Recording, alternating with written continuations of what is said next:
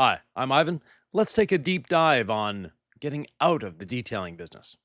This is Thor Media, and we're here to entertain, educate, and have a bit of fun. The detailing business is something that's always evolving, it's always changing, and it's always getting better.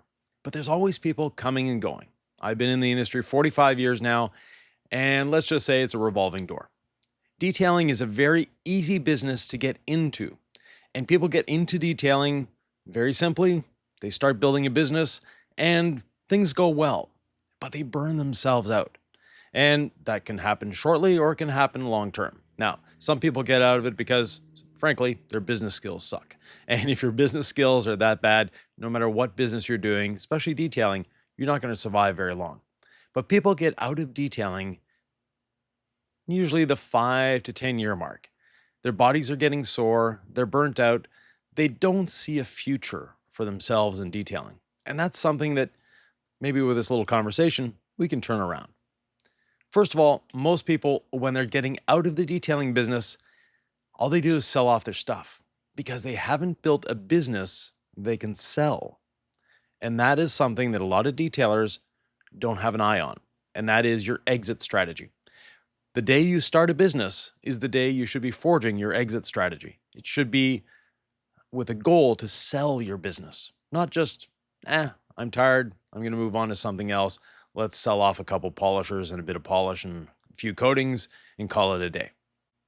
If you start in the beginning with a goal to build a business that you can sell, you will. And there's a few things you can do right off the bat. First of all, don't name it Ivan's Detailing, even if your name is Ivan. No, name it something that you're not part of. Now, it might be great to have your name in the business and it's fun, but the day you go to sell it, you are your business. Meaning, if you are your business, it has no value to anyone else because you're not there anymore.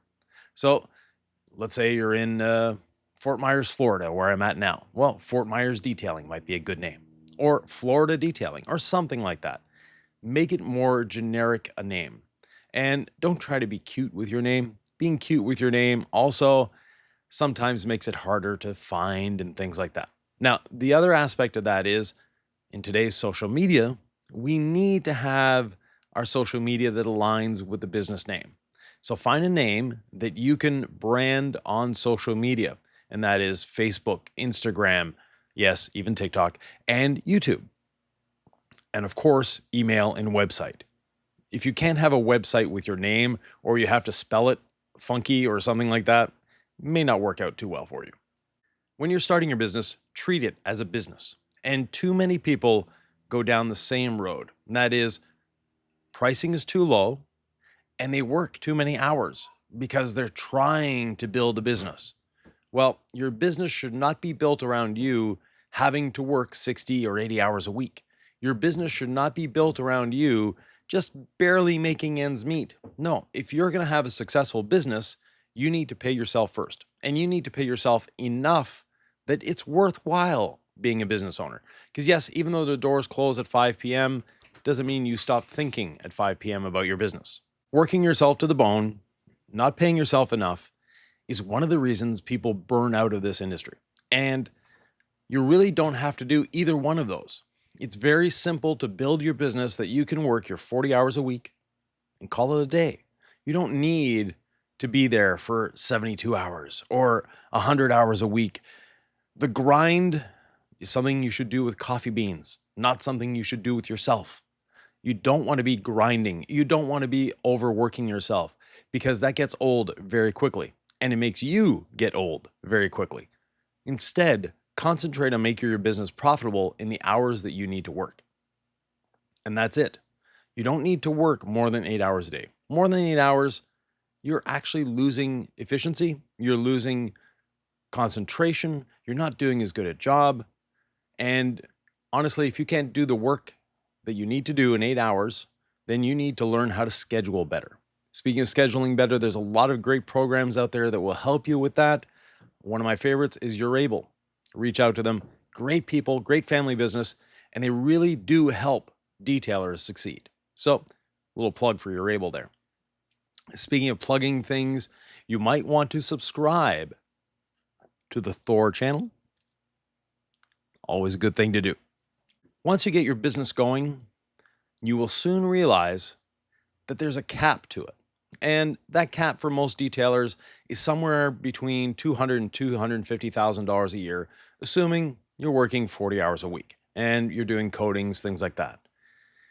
At $250,000 a year, that sounds like a really good thing. For a business, that's not so much. When you take out all your other business expenses, advertising, marketing, rent, traveling, whatever, you're left with maybe $100,000, which still isn't bad.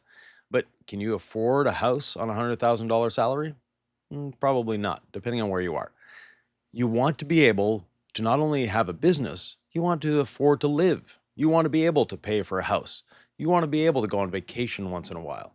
You want to be able to grow and you want to be able to enjoy life because it's not all about business. There's a lot more in life than business. There's a lot more in life than detailing. And you will enjoy your detailing career much, much longer if that's not the only thing you do in life.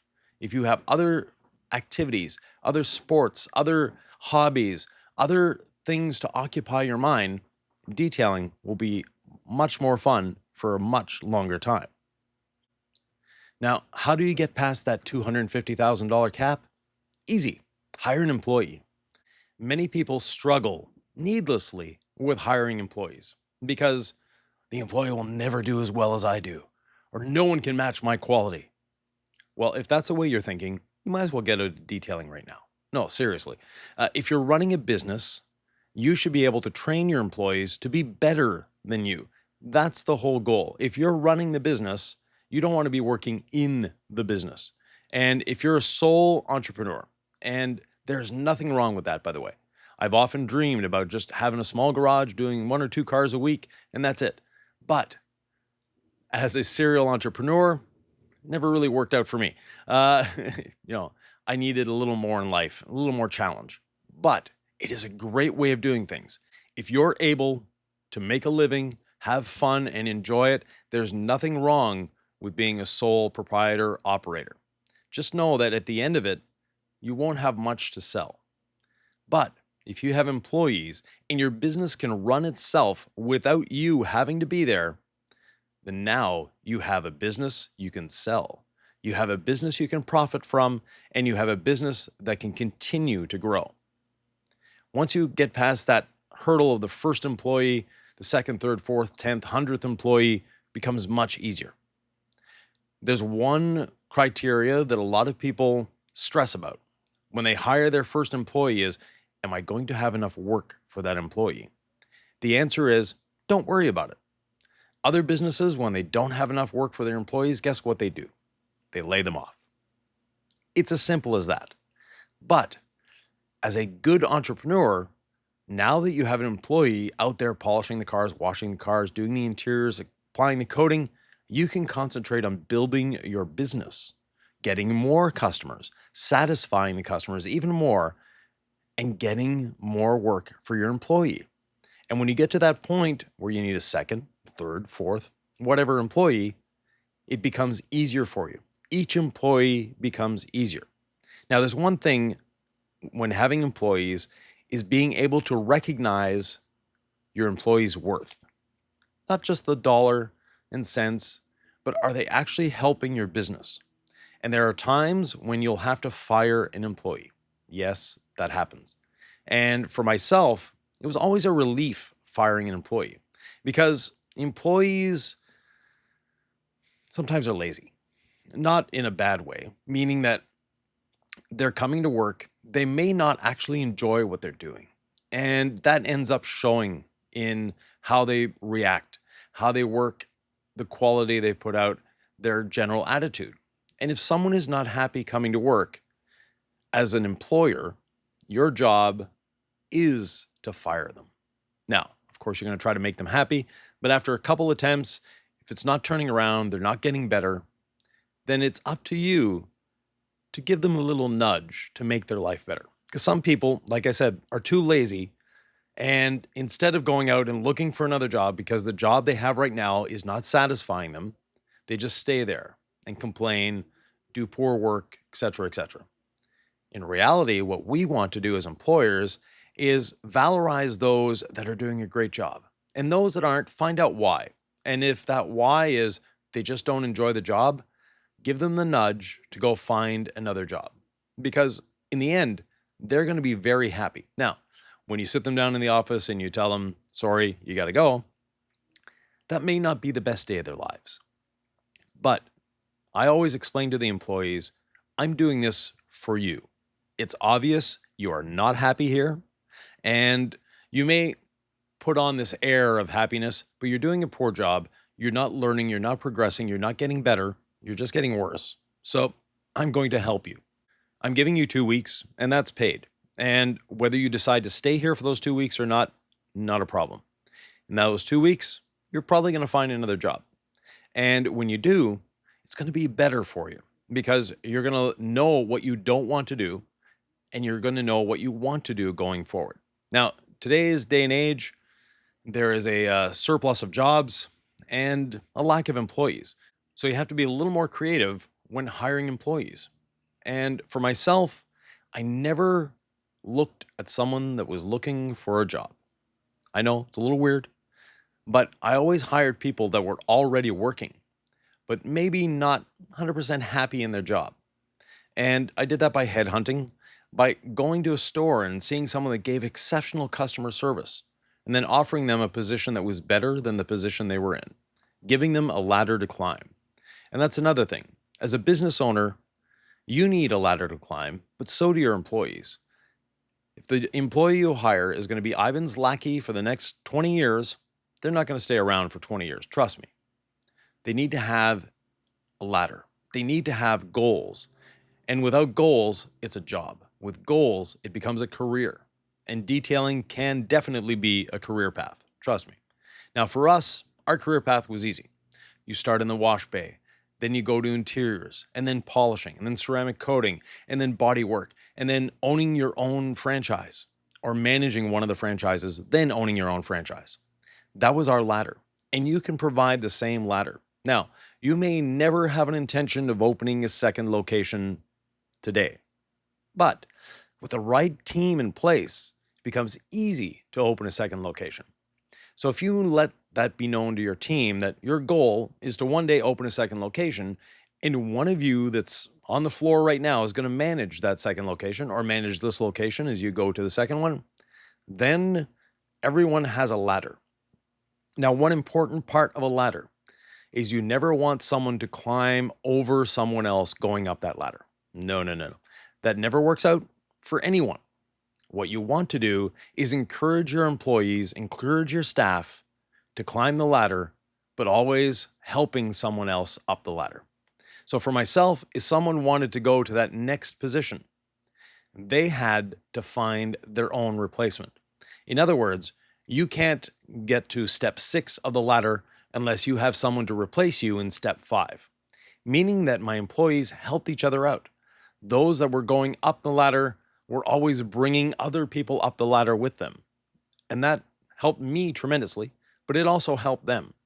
And it also eliminated that unhealthy competition of, I'm going to climb that ladder and I'm going to climb over other people to get to the top. No, you can't climb over other people.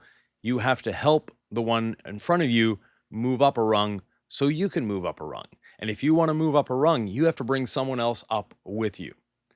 That is the key to success in having employees. Now, also paying them well. Yes. Now, people think detailing is this low budget, you're not going to make any money in life doing it sort of career. Well, that couldn't be further from the truth. If you are efficient, are great at customer service, and provide customers what they want, not necessarily what you want, but what they want, then you will be successful. And you will be very successful at detailing. I know many people that are in detailing that are well on their way to becoming multimillionaires. And yes, they're not the type of detailer that just details Ferraris. They actually drive them because they can afford them. And that is something that can be done with detailing. But many people see it as this is a low budget thing that you get into when you sort of have nothing else to do and take it from there. Detailing can definitely be a long-term, profitable, successful business. Now, back to that lone operator. One thing you definitely have to be careful of is not burning yourself out physically. Burning yourself out mentally, we've talked about that. But burning yourself out physically is another thing. And that is when you need to learn efficiency, you need to learn posture, you need to learn how to hold yourself when you're detailing. And that is something that a lot of you, frankly, don't even care about. You're too young to have pains and aches and little things going on. But when you reach your late 30s, early 40s, 50s, then those little excesses from your 20s come back to bite you. Now, if you're in your 20s, learn proper posture. Learn how to take care of your body. Learn stretching, learn yoga, eat well, etc., and that will make you be able to detail for decades to come in comfort, in ease, and simplicity. Detailing can be an extremely rewarding career that anyone can enjoy. You don't have to be big, you don't have to be small, you don't have to be tall, you don't have to be short.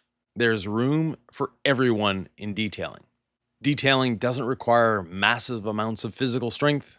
Like I said, anyone can do it. A 10-year-old can do it. So detailing can be simple. Detailing is fun. And if you're running a business and going there every morning with I have to go to work again, you need to reevaluate. And you may be prime to leave the detailing industry. Because if you're not enjoying yourself, there's no point in doing it. The day that it feels like you're going to work is the day you need to make a change. Now, that change can come from within, that change can come from many different places, and that change could involve actually leaving the detailing industry. As a hobbyist, detailing is fun, and it should remain fun, and keep it that way. If detailing becomes a chore, reevaluate your detailing. Make it fun again, because detailing is fun. I've been detailing for 45 years, and I still enjoy it every time I do it, because I've made it my passion, and it's something that I really do enjoy. I love the change. I love seeing the customer's reaction when they pick up a car.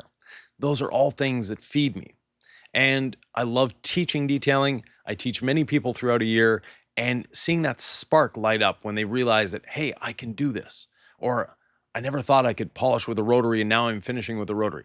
Yes, rotary is a simple tool. I've mentioned it many times. It's a simple tool. Use it, enjoy it, have fun. That being said, you don't have to use a rotary. You don't have to use a DA. There's no right or wrong way to detail.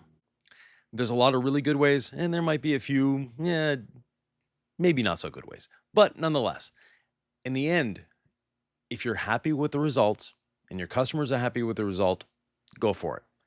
But always be striving to improve. And as a business owner, there's no such thing as standing still. You're either improving or you're regressing. When you're not improving, everyone around you is. So that means you're regressing. Standing still is not an option. So always be striving to improve. Always be striving to get better.